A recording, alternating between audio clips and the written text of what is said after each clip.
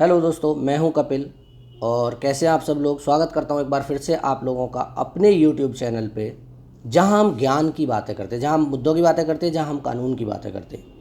दोस्तों, आज का जो वीडियो है वो बहुत काम वाला है। और उस काम की बात ये है कि जिस पे हम पहले से चर्चा कर रहे थे, ये उसका तीसरा पार्ट है कि क्या जो जिन्होंने लोन लिया था मोरेटोरियम पीरियड में, क्या उन्हें ब्याज पे ब्याज देना होगा या नहीं। जी नहीं, बिल्कुल नहीं देना होगा।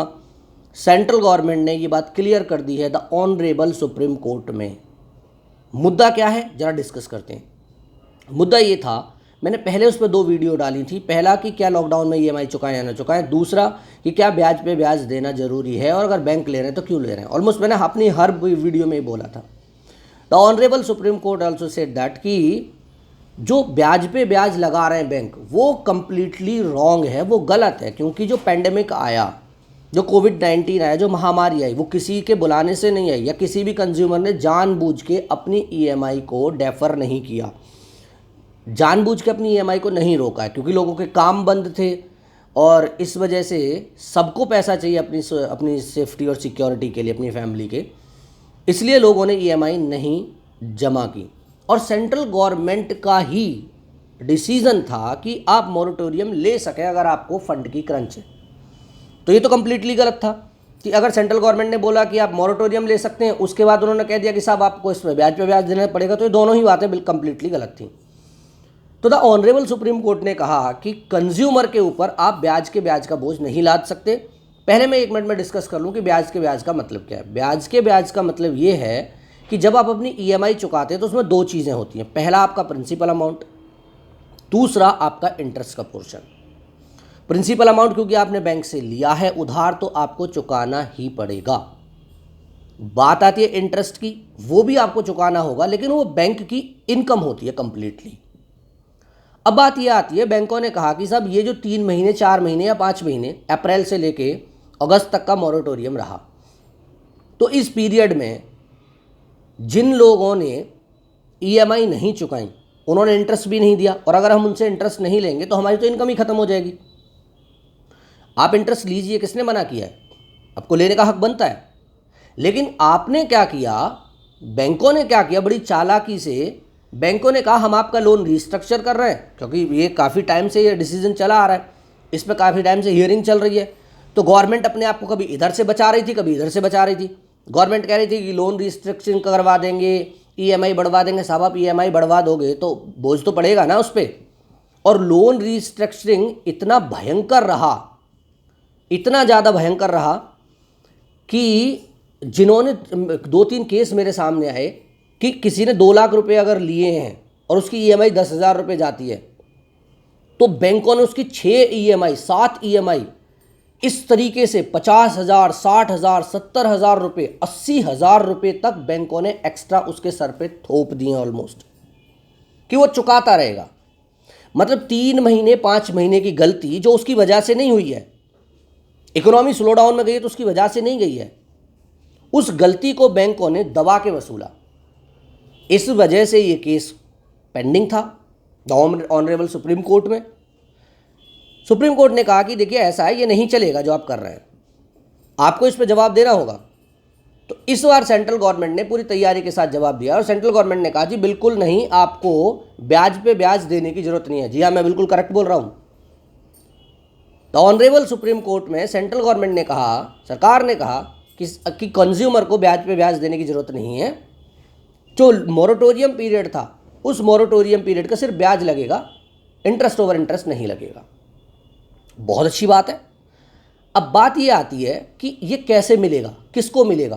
तो पहली बात तो ये है कि इन्होंने 8 कैटेगरी तकरीबन डिफाइन की हैं, जिसमें आपका होम लोन है, कंज्यूमर लोन है, अगर आपने कोई ऑटो लोन लिया, कार वार बाइक वाइक का, वो भी सब कवर्ड होता है। द इम्पोर्टेंट पॉइंट वॉज कि क्या क्रेडिट कार्ड इसमें आएगा, क्योंकि वो कैश क्रेडिट होता है। तो क्योंकि सेंट्रल गवर्नमेंट ने क्रेडिट कार्ड पे भी मोरेटोरियम का लाभ दिया था, तो क्रेडिट कार्ड की भी एलिजिबिलिटी इसमें बन जाती है, तो इसलिए क्रेडिट कार्ड भी इसमें आएगा और आ रहा है, उन्होंने क्लियरली बोला है।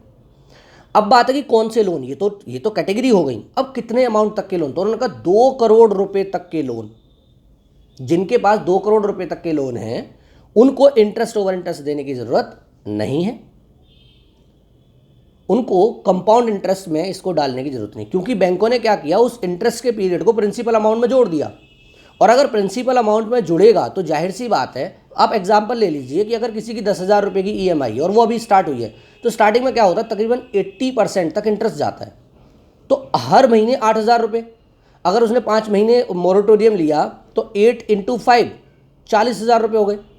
40,000 रुपये को अगर आप प्रिंसिपल में जोड़ देते हैं और अगर उसने 3 साल की EMI करा रखी थी तो 40,000 पे 3 साल का इंटरेस्ट लगा लीजिए, तो अपने आप वो EMI जहां 4 EMI होनी चाहिए थी या 5 EMI होनी चाहिए थी, वो EMI अपने आप 8, 9, 10 हो गई। तो अब सेंट्रल गवर्नमेंट ने कहा कि आपको EMI देने की, EMI पे इंटरेस्ट देने की ज़रूरत बिल्कुल भी नहीं है। तो ये बहुत खुशी की बात है। अब बात आती है कि ये किसको मिलेगा, ये मैंने डिस्कस कर लिया। अमाउंट कितने तक है, 2 करोड़ रुपए तक की लिमिट है, 2 करोड़ तक के जो लोन है उनको सबको मिलेगा। अब बात आती है कि कहाँ से मिलेगा, क्या आप बैंक में अप्लाई करेंगे या फिर किस किस को मिलेगा। जिन्होंने, ऐसा भी हुआ ना कि जैसे ही मॉरेटोरियम ओवर हुआ, बैंकों ने क्या किया, ऑलमोस्ट गन पॉइंट पे फ़ोन कर करके ज़बरदस्ती उनको धमका के, किसी को डरा के, आप पे इतनी EMI चढ़ जाएंगे, आप पे इतना इंटरेस्ट हो जाएगा, जो रुकी हुई EMI है उन्हें जमा करा दो। ऐसे केसेस भी मेरे सामने आए, ये पैसे जमा करा दो।